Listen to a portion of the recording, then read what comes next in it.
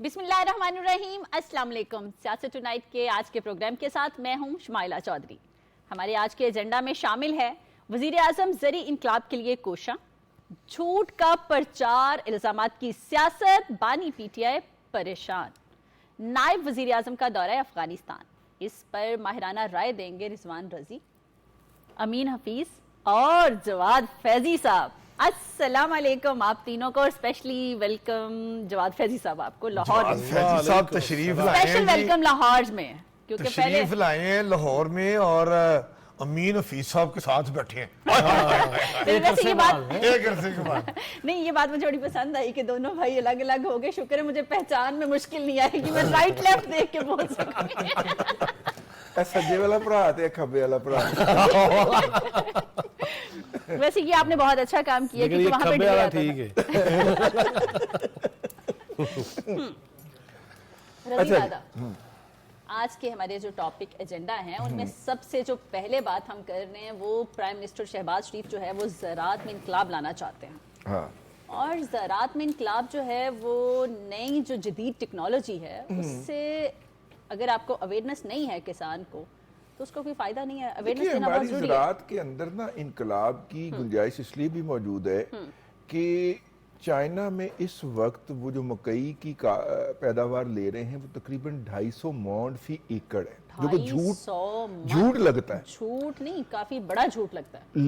लेकिन उन्होंने जो हमें बीज दिया है ना वो 120 मौंड फी एकड़, तो अब हमारा किसान पाकिस्तान में ले रहा है ना, अच्छा, तो वो उसकी नेक्स्ट जनरेशन पे जा चुके हुए हैं। नेक्स्ट लेवल पे गया। उन्होंने जब हल्का फुल्का बीज ही हमें दिया है, अपना जो बीज वो ले रहे हैं वो अपने पास प्राइम रखा हुआ है। क्वालिटी तो अपने पास प्राइम रखी क्वालिटी उन्होंने अपने पास रखी है और अभी वो 2-3 जनरेशन तक उसको इस्तेमाल करेंगे, मतलब 2-3 डिकेड तक इस्तेमाल करेंगे, फिर हो सकता है हमारे फिर अपने हमें चल दे जाए। दें। इस तरह हमारी जो पंजाब का बेहतरीन किसान है उसकी पर एकड़ यील्ड जो है वो बड़ी मुश्किल से 50 क्रॉस करती है, सही, और एट एन एवरेज 30, 25, 35 मतलब 30 के करीब रहती है, 30-35 के करीब रहती है पर मौंड।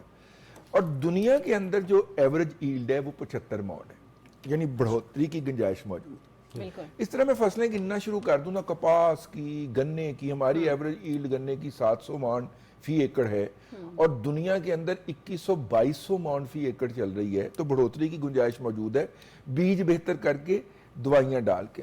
इसलिए उन्होंने इनकलाब की बात की, जदीद टेक्नोलॉजी की बात जी तभी टेक्नोलॉजी भी, कि और उसकी अवेयरनेस होना बहुत जरूरी है। जाहिर है किसान को जब आप एक इंसेंटिव देंगे कि आपकी अगले साल अगर आप ये बीज लगाएं और इस तरह लगाएं तो आपकी 700 की बजाय 2100 मौंड फी एकड़ होगी, तो वो लगाएगा भाई, वो खरीद के लगाएगा। अच्छा, नई टेक्नोलॉजी में मीन साहब हाइब्रिड बीज भी आ रहे हैं, ये नॉर्मल और हाइब्रिड में क्या फर्क है? उससे ज्यादा क्या आउटकम या हम देखिए earn कर सकते हैं? रिजवान रजी जो बता रहे हैं ना वो ये कह रहे हैं कि दुनिया बहुत आगे चली गई है हर फील्ड में। हम जरा थोड़े से जिसको कहते हैं ना जरा अभी टेक्नोलॉजी का इतना ज्यादा इस्तेमाल नहीं किया। तो प्राइम मिनिस्टर शहबाज शरीफ साहब जब चाइना के दौरे पे गए और उन्होंने वहां पर उनकी एग्रीकल्चर का जो लेवल देखा, जो उनकी तहकीकाती अदारे देखे, जो उनका रिसर्च देखी और जो देखा कि बीज क्या है, खाद क्या है, एक साल में कितनी फसलें आप ले सकते हैं, तो शहबाज शरीफ साहब बड़े मुतासर हुए और तभी उन्होंने फैसला कर लिया था कि जैसे ही मैं पाकिस्तान जाऊंगा तो हम अपने जो हमारे ज़रई ग्रेजुएट्स हैं, पढ़े लिखे, जो क्वालिफाइड हैं रेलेवेंट फील्ड के, उनको हम यहाँ चाइना भेजेंगे।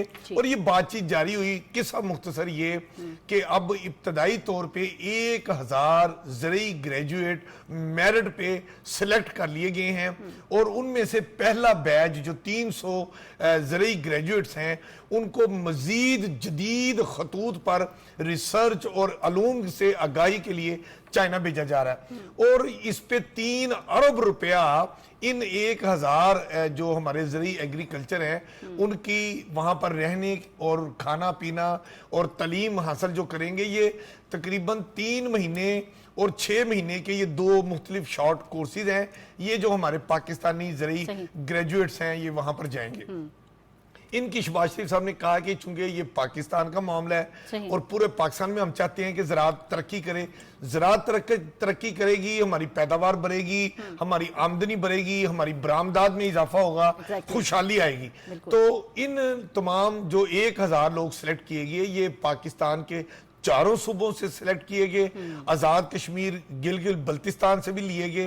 और बलोचिस्तान को फिर ये देखें, पंजाब और फेडरल गवर्नमेंट का कितना खुला ज़हन है कि बलोचिस्तान के जो ज़रूरी ग्रेजुएट हैं उनको 10% इजाफी कोटा भी दिया गया ताकि वहां से महरूमी ना आए, और जो हमारे ग्रेजुएट वहां से अब 3 महीने और 6 महीने का शॉर्ट कोर्स चीन से जदीद अलूम हासिल करके आएंगे, फिर इनको पाकिस्तान में तहसील लेवल पर दही इलाकों में तैनात किया जाएगा। सही। और ये फिर हमारे काश्तकारों को, मुकामी काश्तकारों को उसके बारे में आगाही देंगे, और उनकी सारी मेहनत और काविश, फेडरल गवर्नमेंट की ये जो काविश है जिनको हम चाइना भेज रहे हैं, ये जब वापस आएंगे और अपने इल्म और जो हमारे बुजुर्ग हैं उनका तजर्बा, आय हाय हाय, जब ये दोनों मिक्स होंगे, जवाद फैजी साहब, अन्नी पै जाएगी। अन्नी तो पढ़ ही जाएगी, अलग बात है। फैजी साहब, हमारे पाकिस्तान की पहचान जो है वो ज़राअत, जैसे हम बात कर रहे हैं, हरियाली, पहचान हमारी यही है ना। लेकिन अगर आजकल हम देखें तो ज़राअत की जगह बड़ी तेजी से हाउसिंग सोसाइटीज ले रही हैं, ऐसा ही है ना? हाउसिंग सोसाइटी से बाहर से डॉलर्स तो नहीं आते। देखें, इसमें दो तीन चीज़ें हैं। मेरे दोस्त जिस तरह कह रहे थे, देखें आपने भी फरमाया, हम पढ़ते ही आ रहे थे कि पाकिस्तान एक ज़री मुल्क है, और फिर हमने माजी में ये देखा कि पाकिस्तान से मट्टी जाया करती थी शिप्स के जरिए दीगर ममालिक में, जहां वो ऐसे फल चाहते थे खुशबूदार, आपके इलाके के आम हो या दीगर अजनास हो, ये हम बेचते रहे हैं, और वो हमें कहते थे कि आपकी मट्टी तो सोना उगलती है, और हम इश्तारों में सुनते रहे कि सोना उगलती है। लिहाजा फिर एक वक्त आ गया, हम चल रहे थे, फिर एक वक्त आ गया कि बंदा आया, वो अन्नी से मुझे याद आया कि बंदा आया और वो अन्नी पाई थी, कट्टे, वच्छे, पांग, वो इधर ही लगाने लग गया हमको। अन्नी की बात तो मैं आगे मुर्गी, मुर्गी की 4 शादियां करा दी, कट्टों के अलावा उन्होंने जो अन्नी डाली थी, 4 शादियां करा दी है। रज़ी दादा आज तक दूसरी शादी नहीं कर सके, और मुर्गियों की बानी पीटीआई ने मुर्गी की 4 शादियां करा दी। नहीं, वो उसके लिए झूठ आना चाहिए ना, झूठ बोलना नहीं। बेरी का शहद नहीं गिना? हाँ जी, वो भी नहीं गिना, मैं चूजे नहीं गिने, अंडे नहीं गिने। तो एक वक्त वो आ गया, फिर एक वक्त ये आया कि अब आपने ये देखा, जिस तरह ये बात हो रही थी कि एग्री ग्रेजुएट्स जो है, एग्रोनॉमिस्ट जो हैं, उन्हें भेजा जा रहा है, अजनास के हवाले से फूड टेक्नोलॉजिस्ट जो हैं उनको भेजा जा रहा है, मजीद ये सीख के आए। जिस तरह गुज़िश्ता दिनों मिनरल एंड माइंस जो कॉन्फ्रेंस थी, उसमें आर्मी चीफ ने भी ये बात कही कि हम अपने नौजवान भेज रहे हैं, जो कम अज़ कम ये हम बैरूनी कंपनीज को और लोगों को, उनको तो ये दावत दे रहे हैं कि आगे सरमायाकारी करें, हमारे अपने नौजवान भी तो वो बाइल्म हो, वो भी तो टेक्नोलॉजी से आरास्ता हो, वो भी तो उस जेवर को पहनना और उनको इस्तेमाल करना जानते हो। लिहाजा हमें सबसे ज्यादा जरूरत है, ये नहीं है कि 12-13 बंदे मंगा लो और उसके बाद बैठे रहो। लिहाजा जब खुद सीख के आएंगे, खुद वहां वो देखेंगे किस तरह हुनरमंदी हमारे हाथ में आएगी, किस तरह वो आके फिर बलोचिस्तान की बात हुई, सच्ची जो बात है वो बलोचिस्तान की सड़कें हों, वो उनका फैलाव हो, उसमें खूबसूरतियां हो, और ये जो दुश्मन का ना बार बार एक ही रटाया जुमला है ना, वो बड़ा एहसास महरूमी है। अब बलोचिस्तान के ग्रेजुएट्स जब वहां से पढ़ के आएंगे तो वो आके अपनी उन बंजर जमीनों को करें आबाद, सैराब करें, और ये तो करना पड़ेगा, आके हक अदा करें ना। जवाद फैजी, आज मैं एक बंदे से बात कर रहा था कि गंदम की क्या सूरत हाल होगी, तो मैंने कहा पंजाब में गंदम कम हुई है। उसने कहा कि आप बेफिक्र हो जाएं, आपको अंदाजा ही नहीं है कि बलूचिस्तान में कितनी जबरदस्त वहां पे फसल हुई। और वो अगर कोई भी, उसने कहा बहरान का कोई शायबा भी हुआ तो आपको बलूचिस्तान रेस्क्यू करेगा। Balochistan is the future of Pakistan, future agriculture वहां पे होनी है, क्योंकि ये तो आपने सारा पंजाब जो है इसमें तो हाउसिंग सोसाइटियां बना के आपने मैंने यही कहा था कि हाउसिंग सोसाइटीज बनती हैं। हाँ, उन्होंने कहा बलूचिस्तान जो है वो प्लग इन कर रहा है, बलूचिस्तान और चुलिस्तान, पहले स्मॉल चुलिस्तान फिर ग्रेटर चुलिस्तान, ये दोनों जगह जो हैं ये इरिगेट होनी है नहर के पानी से भी और जेरे जमीन पानी बहुत गहराई पे है, तो उस पानी से भी ये दोनों इरिगेट होनी है, आबाद होना है। तभी जो अपर पंजाब के अंदर ये जो हाउसिंग सोसाइटियों में जमीन गई है ना, ये वहां पे जाके हमने रिकवर करनी है, और कुछ उसका हिस्सा फिर बलूचिस्तान में रिकवर होना है, और कच्ची कैनाल जिसका कुछ हिस्सा बन चुका है, और बाकी के लिए अब प्राइम मिनिस्टर ने अनाउंस कर दिया उसका आप और मैं 1 लीटर पे 8 रुपए दे रहे, ठीक है ना, और हम खुशी से दे रहे हैं, हम खुशी से दे रहे हैं, हम खुशी से दे रहे हैं कि बलूचिस्तान की देखिए रजी साहब, हम तो इस वतन के लिए, इसके तमाम सूबों के लिए हम तो अपनी जान देने को तैयार है। लिहाजा जब जान देने को तैयार है तो 8 रुपए कोई शय नहीं, लेकिन जिनके लिए जान दे रहे हैं ना, वहां जो फितना परवर है ना, उन्होंने अल्लाह हिदायत देवे, वरना फिर हाफिज साहब थे आई नहीं। नहीं, हाफिज साहब ने कहा है मैं हूं, और ऐसे फितना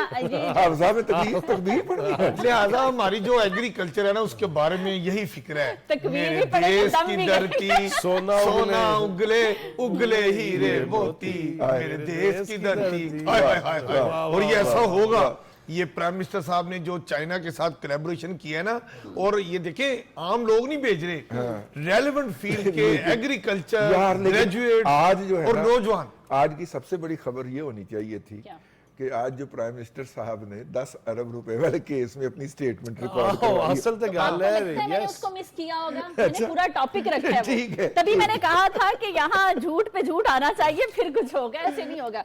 अच्छा, किसान की हालत को बेहतर करने के लिए क्या इकदाम करने चाहिए गवर्नमेंट को?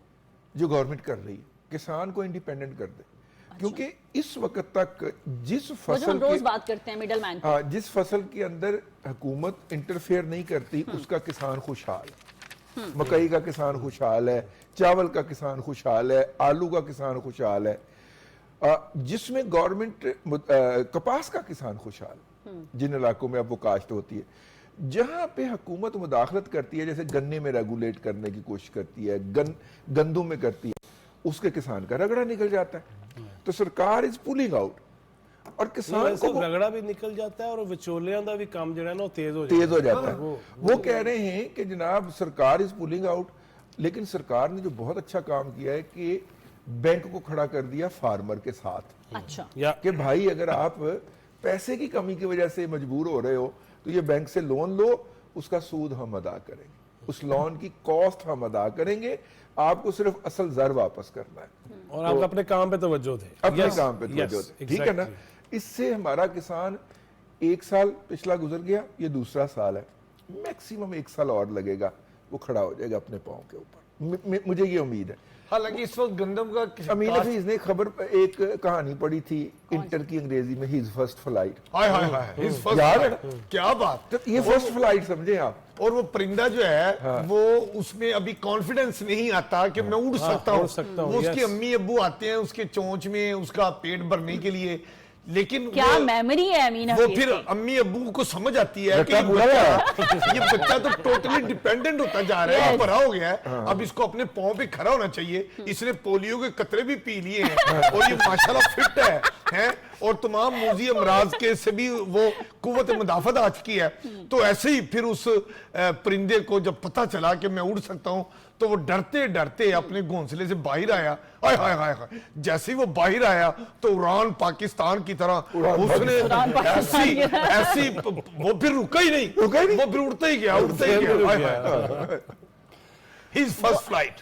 His first flight, तो ये फार्मर की फर्स्ट फ्लाइट होने जा रही है, ये हो जाएगी इंशाल्लाह फार्मर्स की। अच्छा, उड़ान पाकिस्तान की नहीं, फार्मर की ये फर्स्ट फ्लाइट होगी। ये जो हुकूमत जो है उसे एग्रीकल्चर में सस्टेनेबल करने के लिए फाइनेंशियली सेमी इंडिपेंडेंट कर रही है। असल में काश्तकार ये कह रहे हैं, सबसे बड़ी उसकी डिमांड क्या आ रही है कि मेरी गंदम की सरकारी अमदादी कीमत जो है वो हुकूमत 3,900 रुपए मुकर्रर कर दे, क्योंकि मेरे अखराजात तकरीबन 34-35 रुपए आते हैं। हुकूमत, मैं कहता हूँ रजी दादा और जवाद फैजी साहब, जब आप क्वालिटी प्रोडक्ट लाते हैं, मार्केट को कंपीट करते हैं, आपका जो गंदम का बीज है वो जबरदस्त है, आला किस्म की आटा आपका निकले, ओपन मार्केट में रख के दें अपना रेट।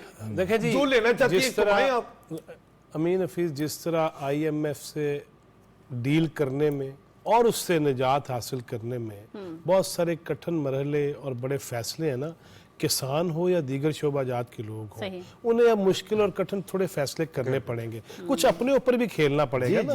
दस्ते नगर रहेंगे, तुसी दे दो, अल्लाह बूटा लाई रखे, नहीं, भाग लगे अब जो है अच्छा, आप ये बूटे लाओ ना मांगना अपने, फैजी साहब और किसी और अपने का बूटे काम को और था। तनावर करें। ये मांगना मंगाना किसी और का काम था, और आगे मुझे अपने लिए और आपके लिए काफी खतरे नजर आ रहे हैं, वो मैं बाद में बताऊंगी। यहाँ पे लेनी एक छोटी सी break, stay with us.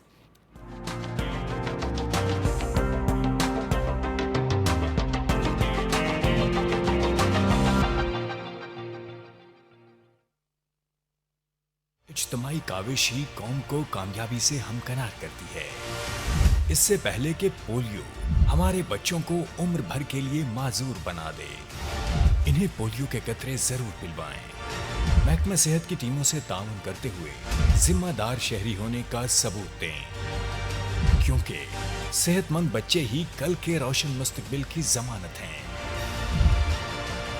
Polio से पाक पाकिस्तान, हर बच्चे के लिए।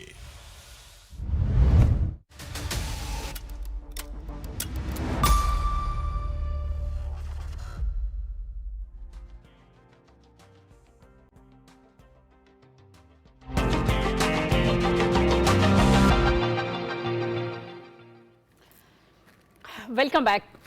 ये जो ब्रेक पे जाने से पहले मैं बात करी थी, अब मैं क्वेश्चन भी आपसे करूंगी, मेरे माइंड में आ चुका है, लेकिन मैं आऊंगी रजी दादा की तरफ। सियाने कहते हैं, सियाने आप भी हो सकते हैं और आपके भी सियाने हो सकते हैं, वैसे सियानों ने कई बार कई कमल मारे हुए हैं। पहले तोलो फिर बोलो, ठीक है। बानी पीटीआई जो है वो अपने दौर की बात कर ले, अब तक इतने झूठ बोलते रहे जैसे उनको किसी, या तो उन्होंने कोई मन्नत मानी हुई थी, या उनको किसी मुर्शिद ने कहा था तुम झूठ बोलोगे तो पकड़े नहीं जाओगे।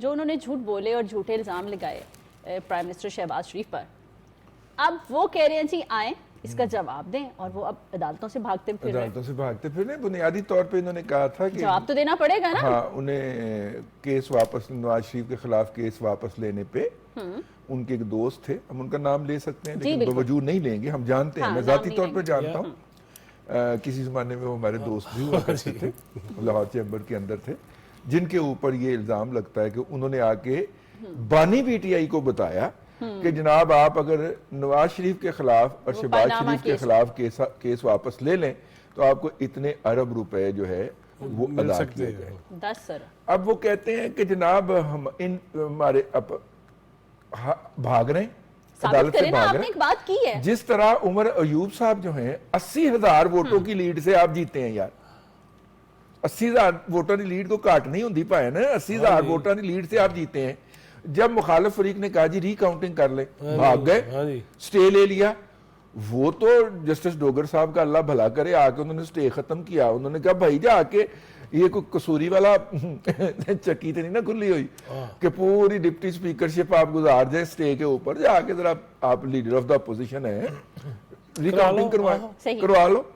इसी तरह ये जो साहब हैं ये भाग रहे मतलब आप पूरे पाकिस्तान के इलेक्शन को मुतनाज़ा बनाने की कोशिश करें, उस पर एहतजाज करें, उस पर लाशों की बात करें, उस पर स्यापे डाले, बैरून मुल्क बदनामियां कराएं और अपने वाली एक सीट के उत्ते भी तुसी डर जाओ, बस फिर है तो अजे होर भी बड़े स्टेट 47 है। हां, इधर ही नहीं उधर भी है और डरते ने अपना बल्कि उधर ही है अपना ठीक है ना, अपना फार्म 47 कड्डो ना, इन्हां ने तो भुगत लिया फार्म 47, ठीक है, उस स्कैन दे विचों गुजर गए, मतलब उस स्कैन में से गुजर गए। करेंगे तो फैजी साहब और भी बाहर मुल्क से भी कई फॉर्म निकाल लाए। अच्छा लेकिन उनकी दुखती रग पे हाथ ना रखें। लेकिन ये जो 10 अरब रुपया हर्जाने का दावा किया शहबाज शरीफ साहब ने, इस पे आ नहीं रहे थे। शहबाज शरीफ साहब ने पेश होके अपनी स्टेटमेंट रिकॉर्ड करवा दी है। वैसे बानी पीटीआई ने भी अपना रिटर्न रिप्लाई कर दिया है। हाँ जी, वैसे कितना मजा आएगा। शहबाज शरीफ साहब ना इस हवाले से ना मुझे को पसंद नहीं है, क्योंकि लंदन में भी इन्होंने केस जीता था ना वो अखबार के खिलाफ, तो इन्होंने कहा था जी 1 पाउंड का टोकन हमें आप कंपनसेशन दे दे और माफी मांग लें। मुझे लगता है यहाँ पे भी ये जब जीत जाएंगे ना या जीतने वाले होंगे, इन्होंने यही कहना है कि जनाब दाता दरबार एक दिन यहाँ पे अगर केस जीते तो मैं बाद में बताऊंगी, हो सकता है हम रिक्वेस्ट कर रहे हो कि प्राइम मिनिस्टर साहब प्लीज आप इनको माफ कर दें, सिर्फ माफी मंगवा के। अच्छा बात यही थी, एहसास की है ना, एहसास दिला देंगे उनको, नहीं एहसास उनका नहीं, ज्यादा आवाम का एहसास होना चाहिए। अमीन हफीज साहब देखें, दोनों भाई साथ हैं तो मुझे आपका नाम भी भूलने लग गया अंदाजा करो ਇਹ ਸਾਜ਼ਿਸ਼ ਕਰ ਰਹੀ ਜੀ ਸਾਡੇ ਖਿਲਾਫ। अच्छा बानी पीटीआई जो है मैं उठ जाऊं। नहीं दोनों बानी पीटीआई सब पे झूठे इल्जाम लगाते हैं, सबको पता है ये बात, अब ढकी छुपी तो नहीं है। अगर कोई इतनी बार इस तरह के झूठ बोले तो उसको हम क्या कहेंगे? क्या उनको कोई नफ्सियाती मसला तो नहीं है? क्योंकि आप काफी करीब से उनको जानते हैं। आहो मेरे मल्लेदार रहे हालांकि स्पीकर कौमी असम्बली जो है सरदार याद सादक कहते हैं हम इकट्ठे क्रिकेट खेलते रहे हैं, बानी के साथ वो क्रिकेट भी खेलते रहे हैं, उनकी बड़ी बचपन की खूबसूरत यादें कहानियां भी सरदार, बल्कि उनकी एक दफा हॉकी भी लग गई थी उनको, वो बड़ी मजे मजे की कहानियां सुनाते हैं बानी के बारे में। तो बानी साहब जो है ना, देखिए मैं आपको बताऊं, किसी ने सही कहा है कि बानी साहब बहुत शरीफ आदमी है, बहुत मेहनती आदमी है, आगे बढ़ना चाहते हैं, उनकी ख्वाहिशात, जज्बात, फीलिंग्स बहुत अच्छी हैं, लेकिन अभी वो प्री मेच्योर थे सियासत में मेरे ख्याल से। अभी उनको और ट्रेनिंग की जरूरत थी, अभी उनको अब इस वक्त भी मैं समझता हूँ, मैं हमेशा उनको अच्छे मशवरे देता हूँ, आज फिर एक अच्छा मशवरा देना चाह रहा हूँ कि वो अपने आप में थोड़ी सी लचक पैदा करें, खुद को जो है ना वो मुज़ाकरात की मेज पर लेकर आए, खुले दिल से मुज़ाकरात करें, और जमहूरियत को अगर पनपना देखना चाहते हैं, पाकिस्तान में जमहूरियत का मुस्तकबिल बेहतर देखना चाहते हैं, तो अपना एटीट्यूड भी जमहूरी रखें, जमहूरी लोगों के साथ बैठें, ना कि दीवार के उस पार सिपा सलार की तरफ देखें कि मैं बस उधर से रिलीफ लूंगा। मतलब ऐसा नहीं है। जब आप जमहूरी, आप एक लीडर हैं तो आप जमहूरी अदारों के अंदर रहें, पार्लियामेंट के अंदर रहें और जमहूरी लोगों से बात करें, रास्ता यहीं से निकलेगा। शहबाज शरीफ का वो क्या शेर है, रास्ता यहीं से निकलेगा, चश्मा यहीं से निकलेगा, यहीं से निकलेगा। मुझे एड़ियां न करने दे, मुझे यकीन है अपना काफला यहीं से निकलेगा। जी जी क्या बात है। अच्छा लो जी, ओदा काफला तो कोई नहीं जो निकलना। अच्छा। अभी अमीन हफीज तो फिर साहब की निकलना? अमीन हफीज, मैं उनकी दराजी उम्र की दुआ ही करूंगा। आमीन आमीन। अमीन हफीज साहब ये कह रहे थे कि वो लचक पैदा करें, मजाकरात नहीं, वो हमेशा अपने मशवरा देते हैं लेकिन वो नहीं सुनते। वो असल में टीवी आज वो देख नहीं रहे ना, वो सो जाते हैं। नहीं, अपने वो जो अनगिनत झूठ हैं, गलत इल्जामात हैं, उस पर माफी मांगे। शहबाज शरीफ साहब भी यही असल में कह रहे हैं, ख्वाजा आसिफ साहब की जुबान में कि यार कोई शर्म होती है, कोई हया होती है, ना कर, ग्रेस होती है। उससे पहले ख्वाजा आसिफ साहब भी अदालत में गए कि इन इल्जामात पे आइए, मुकाबला कीजिए, सामना कीजिए। उथों भी नसे ने, उन्हें इथों भी नस पड़े, हुण नस के जा किते नहीं सकते। मसला ये जवाब देना पड़ेगा, उन जेल तो के कितने नसनगे। अच्छा, अगर केस का फैसला आ जाता है, ठीक है, अगर केस का फैसला, क्या वैसे फैसला क्या आएगा? अगर फैसला, मैं अगर कहती हूँ कि अगर कोई फैसला आता है उनके खिलाफ कि आप जी ये जो आपने झूठा इल्जाम लगाया है, सरवर जाने के दें जी, हर्जाना आप दें, अगर हर्जाने का उन पे हो जाता है कि आप हर्जाना दें, तो वो पैसा कहाँ से लेंगे? चंदे जी अपील, उनके पास तो सोर्स ऑफ इनकम नहीं है। तभी तो मैंने कहा था हमें बचाइएगा, ये ना हो कि आपसे मुझसे पैसा मांग रहे हो। आजकल में और वैसे फिर हम प्राइम मिनिस्टर से माफी की तलबगार हो। नहीं, इनके मुश्किल वक्त आए हुए हैं। वो देखें, वो जो लंदन में एक साहब बैठे हुए हैं, वो भी चंदे की अपील कर रहे हैं। तो ये उनके लीडर हैं। नहीं, वैसे वैसे इनका कोई पता नहीं, जितने बैरिस्टर इनके साथ हैं, उन्होंने कहन ये जो बैरून मुल्क रहने वालों ने तरसीलाते ज़र भेजे हैं, ਤੁਹਾਡਾ 10 अरब भी आ गया है। कोई पता नहीं। हाँ, कुछ सारा भी लग जाता है, ओवरसीज का है ही मेरा गाइड। अल्लाह के कोई पता नहीं देगा, आपने दे दिया है। कोई पता नहीं। नहीं, वैसे आप कह रहे सो जाते हैं, हुण कितने सोनियां वालियां, वो वजीर आज़म है जो जल्दी सो जाए, वो सब देख रहे हैं वो। और मैं आपको ये भी बता दूं कि वो जब वजीर आज़म थे तब सो जाया करते थे। देखिए ना, वजीर आज़म नहीं है तो ना सही, लेकिन ख्वाब तो देखते हैं ना, पहले भी और अब भी। सोने ख्वाब घर जल्दी चले जाते सन, सौंदे नहीं सन। प्रोडक्शन का सोते वो सुबह 3 बजे ही थे और ऑफिस आते थे 1 बजे दोपहर को। अपने जो उनके नहीं, उनके जो यार अवामली तो सो जाते सन। मैं तो यही कह रहे हैं, अवामली तो सो जाते सन ना, बाकी तो फिर जागते रहते सन।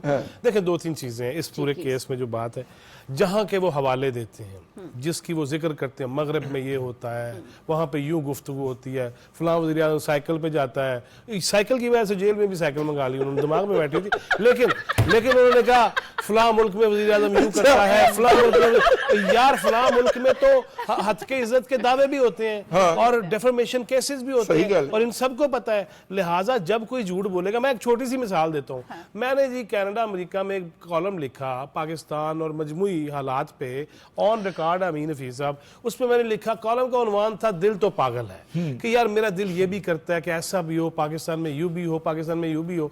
उन्होंने ना मुखालफा ने एक बंदा चुकिया, वो अदालत चला गया, उन्होंने नाम सी दिल मोहम्मद, उन्हें क्या जी इन्हें मैनू पागल किया कसम अल्लाह दी, $10 लाख तो उत्थे मेरे ते जाना करता, पेश करता रहे, दिल पहले आया, दिल मोहम्मद बाद च आया, ना करो इस तरह। अदालत में वो जो रगड़े दिए, लेकिन मुझे भुगतना पड़ा, वकील की फीसेस देनी पड़ी, लिहाजा वहां तो ये जो हमें हवाले देते रहे हैं, जिस तरह जेल में भी हमें हवाला दे रहे थे, मगरब में ये होता है इंसानी का, चाइना का, रियासत मदीना का, इस्लामी टच का, किसका? अच्छा, वैसे आप सारे वाले साइकिल की, वजीर आजम साइकिलों पे आते हैं, जब ये खुद वजीर आजम थे तब वजीर आजम हाउस से बनी गाला साइकिल पर आते थे, हेलीकॉप्टर पे आते थे, रजीदा ददरा, उन्होंने हेलीकॉप्टर को एज अ साइकिल समझा होगा।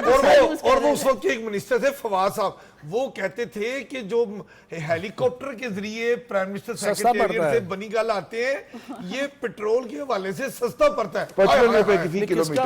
देखो आंधे तो साइकिल, वो बाग और आंधे तो साइकिल नहीं सन, अच्छा एक मिनट, आंधे तो साइकिल ते सन, लेकिन पहिया उन्होंने उत्ते घुमाया, वो वाली साइकिल ही थी, डोरेमोन ਦੀ ਕੈਰੈਕਟਰ ਇੱਕ ਕਾਰਟੂਨ ਉਹਨੇ ਸਿਰ ਦੇ ਉੱਤੇ ਪਈਆ ਸਿਰ ਦੇ ਉੱਤੇ ਪੱਖਾ ਲਾਇਆ ਹੁੰਦਾ ਨਾ, ਤੇ ਉਹਨਾਂ ਨੇ ਸਾਈਕਲ ਦਾ ਪਈਆ ਉੱਤੇ ਘੁਮਾਇਆ ਹੁੰਦਾ ਸੀ। ਲੋਕੀ ਐਵੇਂ ਸ਼ਰੀਕ ਜਿਹੜੇ ਨੇ ਸਾੜ ਕੇ ਉਹਨੂੰ हेलीकॉप्टर कह देते थे, साइकिल तो ही आंदे सन। अगर इतना सस्ता पड़ता था उस वक्त पेट्रोल, तो वो अभी तक पड़ना ही चाहिए ना, अब तो फिर और लेकिन जवाब फैजी जब उनसे बाद में पूछा गया कि एक ही चवल मारी, कहते यार मैं गूगल कीता सी, ਉਹਦੇ ਵਿੱਚ ਆਇਆ मैं बोल नहीं, मैंने कहा अगर हेलीकॉप्टर इतना सस्ता पड़ता है तो हम लोगों का रूट एक मिलके ले लेते हैं, एक हेलीकॉप्टर पे ऑफिस आया करेंगे। नहीं ਤੁਸੀਂ इकट्ठे ज्यादा हो जाओ, जहाज भी करा सकते हो।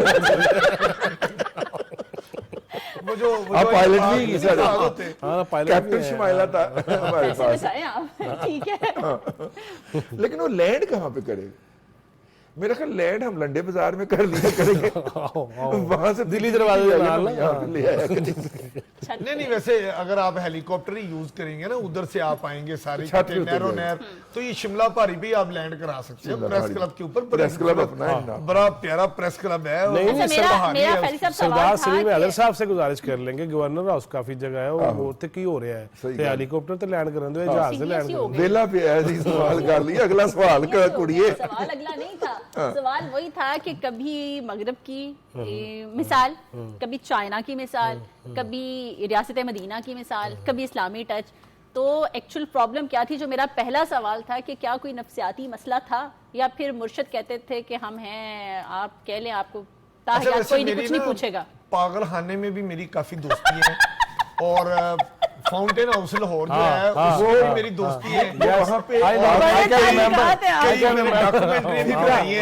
फिक्रा वो वहाँ पे आपसे दोस्ती से पहले गए या बाद में? तो मेरी चूंकि वहाँ दोस्ती है, अब शुमाइला ने कह दिया है, मेरी जिम्मेदारी लगा दी है, तो मैं चूंकि देखें जो एक्सपर्ट ओपिनियन होती है वो एक्सपर्ट से ही लेके देनी चाहिए, आप अमानत होती है, तो मशवरा अमानत होती है। हाँ, तो मैं जो है ना वो यकीनन शुमाइला ने मेरी ड्यूटी लगा दी है, मैं पागलखाने और फाउंटेन हाउस जाऊंगा, और फिर वहां से वैसे आप पहले नहीं होंगे, आप दूसरे होंगे। पहले उनकी जो ज़ौजा मोहतरमा है वो वहां के 2-3 दौरे फरमा चुकी हैं, when he was prime minister। Yes वैसे वहां पे आपको बहुत सारे लोग मिलेंगे जो नहीं, उन्होंने पता सी कि यार देने जो होएगा ते चेकिंग, हाँ वो पहले एडवांस पार्टी के तौर पे गई। रसी दादा, नायब वज़ीर आज़म इसहाक डार का दौरा अफगानिस्तान, जी बिल्कुल, क्या मकासद है पाकिस्तान के? थोड़ी सीरियस बात भी हो जाए ना, मैंने कहा। देखिए, पहली तो बात ये है कि पाकिस्तान में या इस खित्ते में ये प्रोपेगेंडा हो रहा था कि अच्छा, वैसे बात लंबी है, सॉरी, अगर हम यहाँ पे एक छोटी सी ब्रेक ले लें, वापस यहीं से ज्वाइन करते हैं, स्टे विद अस।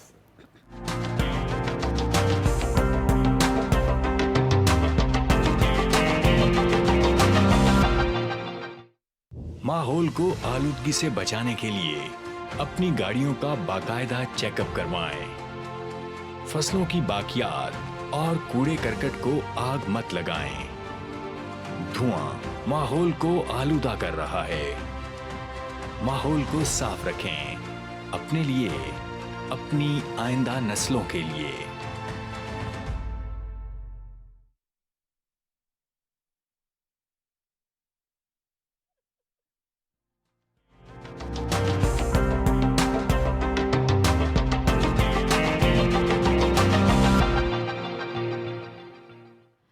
प्रोग्राम में एक बार फिर से खुशामदीद। हम बात कर रहे थे रज़ी दादा से कि नायब वज़ीर आज़म का दौरा जी, अफगानिस्तान। हमारे नायब वज़ीर आज़म और वज़ीर ख़ारजा इसहाक डार साहब जो हैं वो अफगानिस्तान के दौरे पे गए थे, और जो एक उससे पहले परसेप्शन था कि पाकिस्तान जो है वो गैर कानूनी तौर पे अफगानों को और गैर मुल्कियों को, उसमें अफगान भी शामिल है, उसमें और अकवाम भी शामिल है, पाकिस्तान से डिपोर्ट करने में कोई रायत करेगा। पाकिस्तान ने जाके कहा एब्सोल्युटली नॉट। ठीक है, एब्सोल्युटली नॉट। दूसरी बात उन्होंने कहा कि जी वो जो है, ताहम अगर आपको ये मसला है या आपका ये ख्याल है कि उनको प्रॉपर इज्जत से रुखसत नहीं किया जा रहा, तो हम एक टोल फ्री नंबर जारी कर रहे हैं, जिसके साथ उसे महसूस हो कि ज्यादती हुई है वो उस नंबर पे कॉल करे, एक्शन लिया जाएगा और उस पे एक्शन लिया जाएगा। और उन्होंने कहा कि वो पाकिस्तान वापस पहुंचते ही टोल फ्री नंबर जो है वो जारी कर देंगे। दूसरा जो अफगान ट्रांजिट ट्रेड का एग्रीमेंट जो हुआ था, मेरा ख्याल है 2021 में खत्म हो गया था, उसकी एक्सटेंशन पे दोनों ने इत्तेफाक कर लिया। बहुत ज्यादा मुज़ाकरात उस पर हो चुके हुए हैं, ये भी हो गया। तीसरा जो सबसे बड़ी अचीवमेंट है वो ये है कि अफगानिस्तान जो है वो अपने इलाके से पाकिस्तान में होने वाले जो हमले हैं उनको रोकेगा। लेकिन जवाद फैजी और अमीन हफीज, अगर आपने नोट किया हो, जैसे ही गैर कानूनी तौर पे पाकिस्तान में मुकीम अफगानों के खिलाफ कार्रवाई शुरू हुई है, वैसे ही पीटीआई के जलसों की रौनक ही मुक गई। अब बंदा ही कोई नहीं आता। उन्होंने शोर तो मचाया हुआ है उधर, उनके जो वजीर आला हैं उन्होंने कहा कि नहीं, हम इनके साथ हैं, हम जाने नहीं देंगे। इस वक्त जो पूरी मसला तो आ रहा है, पूरी दुनिया में जो लीड स्टोरी भी चल रही है ना, उसके तनाजुर में भी इसहाक डार साहब का दौरा देखना जरूरी है।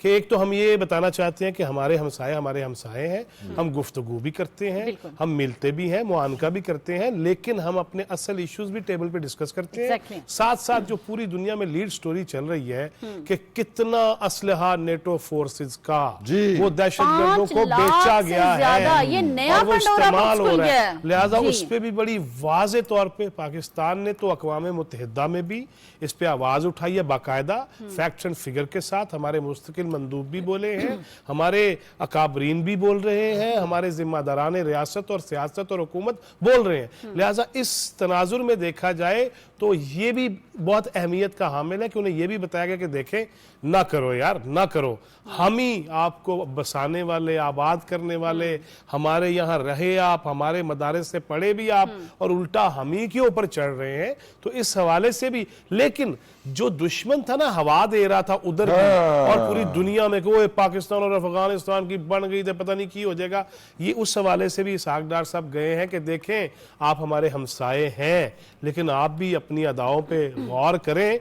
हमने तो शिकायत कर दी है और हमने तो करनी है, क्योंकि हम अपने मजीद मुआशी नुकसान नहीं करवा सकते, अपने जवानों को मजीद शहीद नहीं करवा सकते, अपने जवानों के सरों को फुटबॉल नहीं बनवा सकते, और अपने जो मदारिस हैं, इमाम बारगाहें हैं, मसाजिद हैं, चर्च हैं, हम उनमें मजीद खून की होली जो है वो बर्दाश्त नहीं कर सकते। वो सारा असला गया कहाँ वैसे, जो बिल्कुल गायब हो गया है? 5 लाख से जायद है वो अमरीकी असला। ये अभी जो बैरून मुल्क अमीन हफीज साहब खामोश है ना, कुछ असला गया कहाँ? उन्होंने नहीं लग समझ जाएगी। उन्होंने तो अपना पूरा मैं आपको पेंडोरा बॉक्स ही एक तरह से खोल दिया है। हमारे डिप्टी प्राइम मिनिस्टर का ये जो अफगानिस्तान का दौरा है, ये बहुत खुशाइन है, खैर सगाली का ये दौरा है। आप समझते हैं इससे हमारे तजारती ताल्लुकात दोबारा से बहाल हो जाएंगे? दोनों हमसाया ममालिक जो है ना, इन दोनों के दरमियान ये प्यार मोहब्बत की फ़ज़ा कायम रहना, इनका डायलॉग होते रहना, ये जो जनवरी 2024 में दोनों के दरमियान कशीदगी हो गई, फिर वो मवासलाती राब्ते टूट गए और दूरियां हो गई, तो हम तो हमेशा अपने तमाम हमसाया ममालिक से दोस्ती, प्यार, मोहब्बत, खित्ते में अमन, खुशहाली, पाकिस्तान का ये नुक्ता नज़र आया। और इस वक्त भी वज़ीर आज़म शहबाज शरीफ साहब ने जो डिप्टी प्राइम मिनिस्टर को पूरे एतमाद के साथ अफगानिस्तान भेजा है और ये कहा है कि अफगानिस्तान की सरजमीन पाकिस्तान के खिलाफ इस्तेमाल नहीं होनी चाहिए, तहरीक तालिबान हो, ये जो बलोचिस्तान लिबरेशन आर्मी है, उस हवाले से ये जो दरअंदाजी होती है इसको आप रोकें और हम मिल के आपस में गुफ्तगू कर सकते हैं, अपने मसाइल टेबल पे बैठ के हल कर सकते हैं। और इस मौके पे बड़ी अच्छी बात हुई है कि अफगान जो मतलब कायम मुकाम जो अबूरी प्राइम मिनिस्टर हैं, उन्होंने हमारे डिप्टी प्राइम मिनिस्टर से बड़ी खुल के बात की है। उन्होंने भी ये कहा है कि आप जरा वीजा पॉलिसी को देखें, ये जो टैरिफ है इसको देखें, तिजारत को हम फरोग करना चाहते हैं। मतलब उन्होंने जो गुफ्तगू की है उसका अगर हम निचोड़ निकालें तो मैं ये समझता हूँ कि दोनों ममालिक के दरमियान जनवरी 2024 में जो एक खला पैदा हुआ था उसमें अब बेहतरी की तरफ गए हैं। अब ये राब्ते और ज्यादा आला सतही हो जाएंगे, इसमें और बहुत सी बातें तय हो जाएंगी। किसी बुजुर्ग ने सच कहा था, जवाद फैजी साहब आप इस बात से इत्तफाक करेंगे कि अगर आप पाकिस्तान में अमन खुशहाली चाहते हैं, खित्ते में अमन चाहते हैं, तो अफगानिस्तान का एटीट्यूड ठीक कर दें, ये सारे मामला बेहतर हो जाए। नहीं तो अमीन हफीज हमने कोशिश की ना, दोहा के अंदर हम ही थे ना, हम पूरी दुनिया में उनके लिए कहते रहे कि नहीं यार आ गए हैं, इनको मौका दीजिए। लेकिन अगर मौका दिलवाने वालों के ही ऊपर चढ़ दौड़ाई करेंगे। अच्छा, एक वाकया वो आपको याद होगा, मैं जरा वाकया जरूर सुनाना चाहता हूँ। अगर आपके जमाने का है तो मुझे कतई याद नहीं होगा। नहीं, वो आपको खुद फील होगा कि आपका जमाना भी है उसमें। वो एक ना उनके इलाके की मस्जिद में ना, जानवर तो जानवर है, गधा मस्जिद में चला गया। उन्होंने यूं गधे को गोलियां मार दी, गधे का समझ लगी ना अपने दौर जी, जी, जी, जी। तो वो गधा चला गया, उन्होंने गधे को गोली मार दी। गधे को गोली मार दी, गधे का मालिक आ गया, उसने 13 नमाजी मार दिए फायरिंग करके।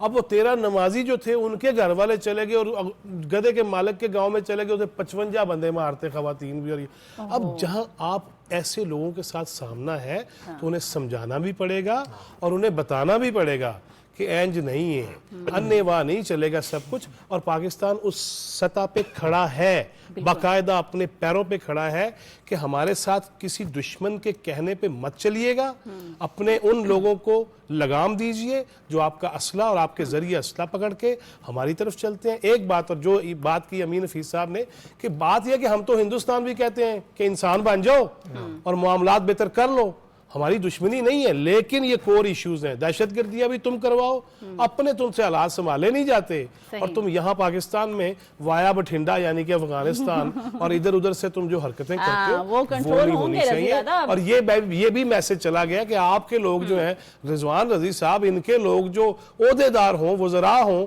वो वाया दिल्ली इंग्लैंड कैसे पहुंच जाते हैं, बैरून मुल्क कैसे पहुंच जाते हैं, ये बातें भी सारी हमें पता है। और हमारे वजीर खारजा और डिप्टी प्राइम मिनिस्टर को या प्राइम मिनिस्टर को या आर्मी चीफ को या हमारे ऑफिशियल्स को नहीं पता होंगी तो और किसको पता होंगी। लिहाजा उन तक ये मैसेज बाकायदा चला गया कि ऐसे ना करो। भाई जाते जाते एक खबर का तज़किरा बहुत जरूरी है। क्यों कहाँ जाना है आपने? मैं यही हूँ, मुझसे बात सुन ले।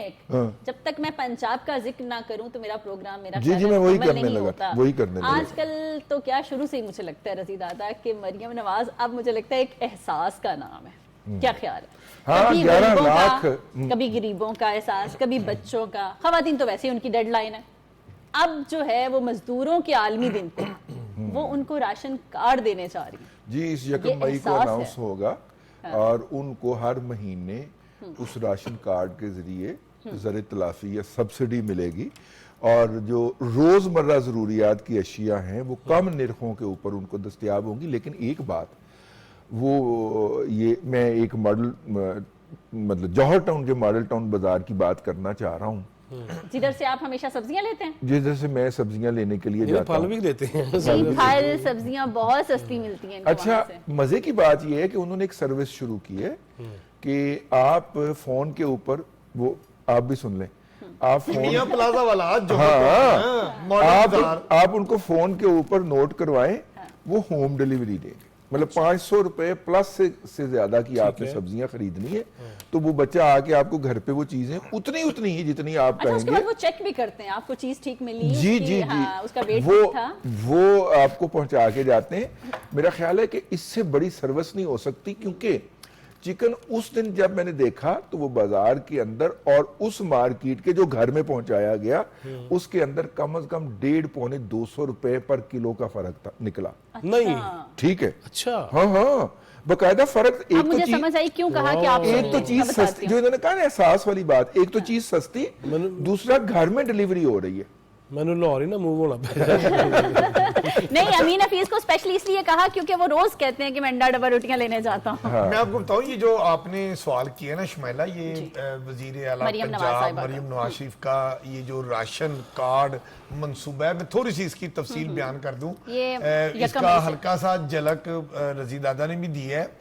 ये बेसिकली राशन कार्ड जो स्कीम है ना, ये मजदूरों के आलमी दिन 1 मई पे वजीर आला पंजाब इसकी बकायदा अनाउंसमेंट करेंगी।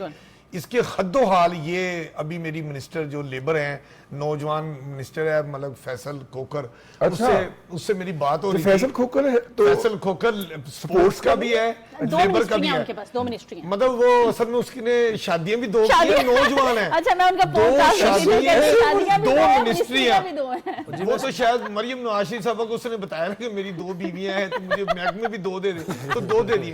तो बहरहाल मैं बता रहा था कि ये वो मलक फैसल खोकर मुझे बता रहे थे कि 40 अरब रुपए का ये प्रोजेक्ट है और इसमें 12,50,000, ये तादाद सुन लें, 12,50,000 मेहनत कशों को ये राशन कार्ड दिए जाएंगे। ये मजमूई तौर पे आप यूं समझ लें कि तकरीबन 80 लाख अफराद इस राशन कार्ड स्कीम से मुस्तफीद होंगे।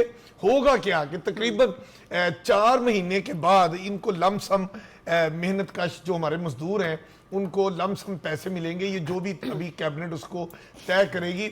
लेकिन ख्याल ये है कि ये राउंड अबाउट कोई 10 से 15 हज़ार रुपया इनको मेहनत कशों को मिलेगा और इसी राशन कार्ड के ऊपर उनको और कई सहूलतें मिलेंगी। जवाद फैजी साहब, देखिए, इसमें तो कोई दूसरी राय नहीं हो सकती, लेकिन मैं एक और चीज बयान करना चाहता हूँ वज़ीर आला पंजाब के हवाले से।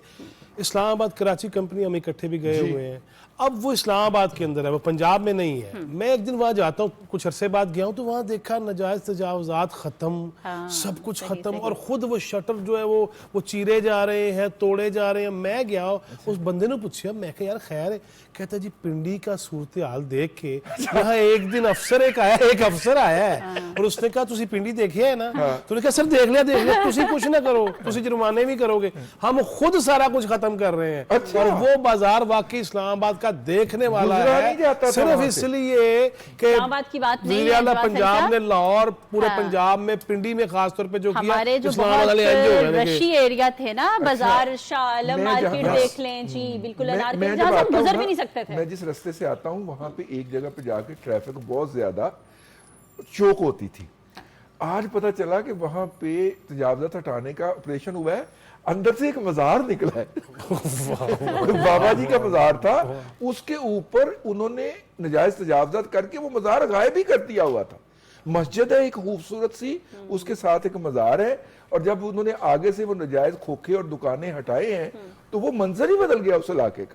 क्या बात है। मरियम नवाज, बिल्कुल सी मरियम नवाज साहिबा जो हैं वो सारे मंजर ही बदल के रख देंगी और लोगों को बाकी जो है ना, बाकी सूबे जो हैं, बिल्कुल बाकी सूबे भी उनसे अगर कुछ पूछते हैं, कुछ मशवरा लेते हैं, तो वो बड़ी खुशी से बताती हैं कि अगर आप मुझसे कोई आइडिया, कोई प्लान लेना चाहते हैं तो आप लें, लेकिन आप करें ज़रूर। बिल्कुल, प्रोग्राम का वक्त ख़त्म हुआ, हमें इजाज़त दीजिए, अपना ख्याल रखिएगा, अल्लाह हाफिज़ और पाकिस्तान जिंदाबाद।